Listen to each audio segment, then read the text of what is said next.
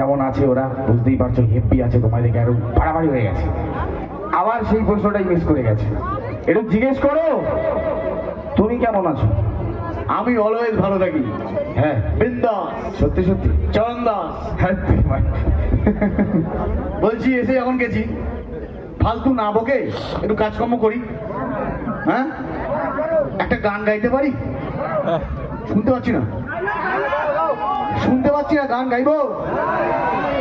হ্যাঁ, আমি কিন্তু খুব বাজে গান গাই, আগেই বললাম।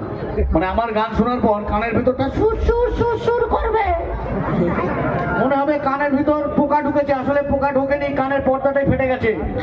তারপরে কি রিস্ক নেবেন? একদম হবে? একদম। শুনতে পাচ্ছি না তো, আরেকটু জোরে। হ্যাঁ, তাহলে হোক।